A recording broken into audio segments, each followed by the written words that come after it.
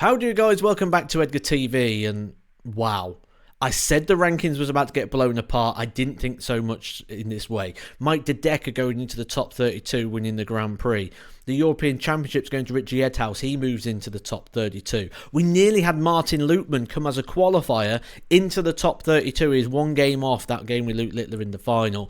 Luke Littler makes the Premier League selection quite tricky because he's looking good at the moment to get into the top 4 in the world. If he gets in the top 4, that makes it hard because until now, it was the top 4 plus Luke Littler. There is so much to talk about, not just from the rankings that have just gone, but the Players' Championship finals coming up. 64 players, a high turnover of players again in regards to people losing money, people gaining money. Last chance for people potentially to get into the World Championships. The last chance other than the PDPA qualifier. If you're finding it all tricky or you just want it explained to you, hit that subscribe button. One day, I want to have 100,000 subscribers so I can put a YouTube plaque, not on this wall, because this isn't my house, but a wall somewhere, which the majority of you aren't doing. So many people watch these videos and don't subscribe. Subscribe to Edgar TV. I'll talk you through everything. I've also got some amazing content coming over the next few months. We've got World Championship content, my own World Championship when I go to Lakeside. There's going to be content around that. There's going to be content around match fixing. There's going to be content around drug testing in darts. Lots of insightful content coming your way.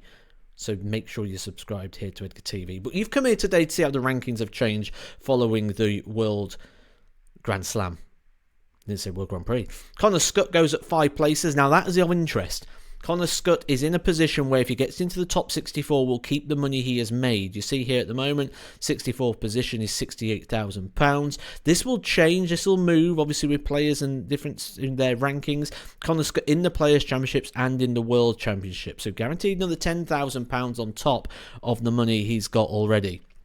Roby John Rodriguez goes up a couple of places. He's not in the Players' Championship finals, so he needs to get in the PDPA qualifier, get that one if he's going to keep hold of his tour card. Needs to find 5 positions on the overall rankings. Vessel Nyman, someone I believe is going to go to the top 32, one of the most unfortunate players of the Grand Slam of Darts, averaging 107 in his group and not picking up a single win.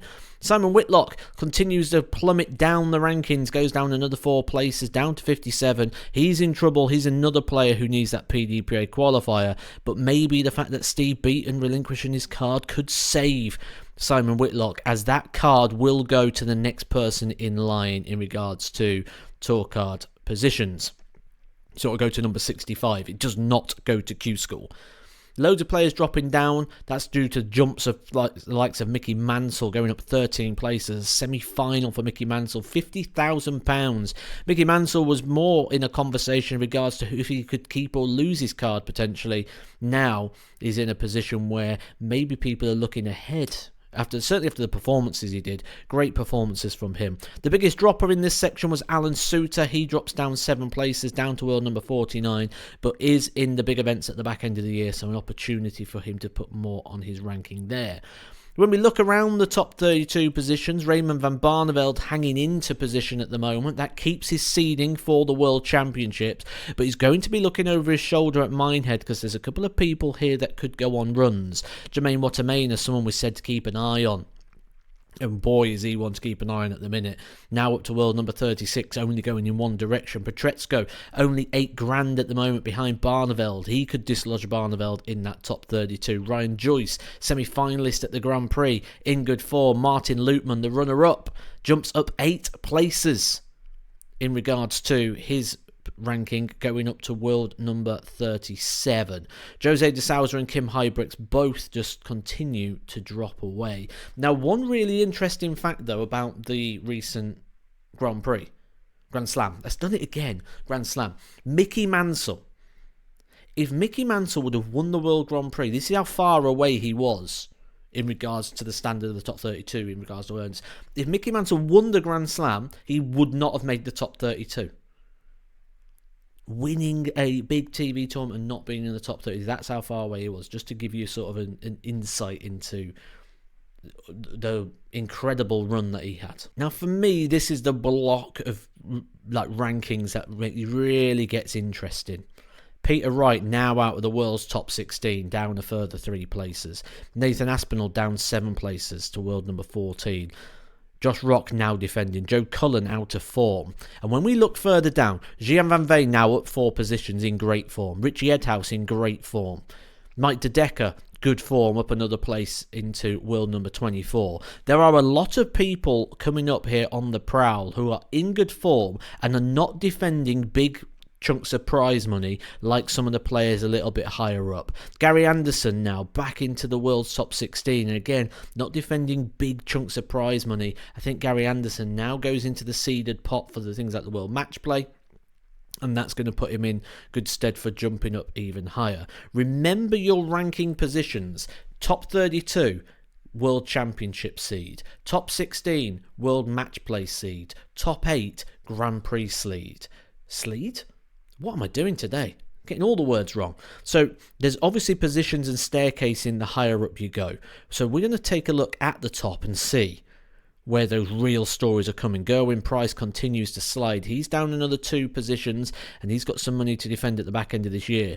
Michael Smith finally dislodged as the world number 2. He drops down 1 place, but he's defending over £500,000 in the last couple events of the year. If he doesn't go on a deep run, he could drop down to about £400,000, which is going to see him come outside the world's top 16, from World 2 to outside the 16. Dave Chisnell was someone who was looking good for going inside the world's top 4, but those injury concerns and the level of performance that he's shown is a little bit of a concern there. Luke Littler jumps up 13 places.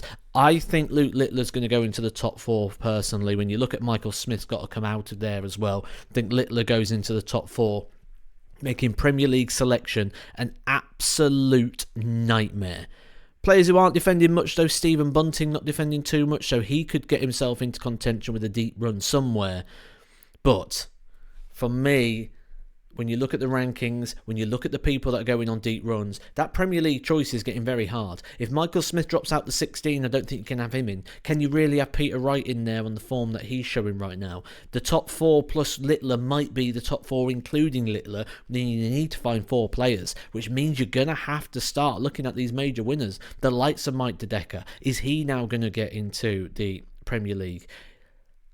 What's going to happen at the back end of the year? We've still got the Players' Championship finals, which always throws up a deep run. We've got the World Championships, which gets a lot of media attention and changes the perception for those Premier League selections. So, real intriguing back end of the year, but the rankings have been blown apart once again. And not only that, Minehead coming in a week's time, 64 players. Players not in it, players in it for the first time, players defending big money. So much to digest, and I'm going to unpack it all for you right here on Edgar TV. Just go down below, hit the subscribe. I'll catch you soon for some more Edgar TV. Hope you took all that in, because that was a lot to get through.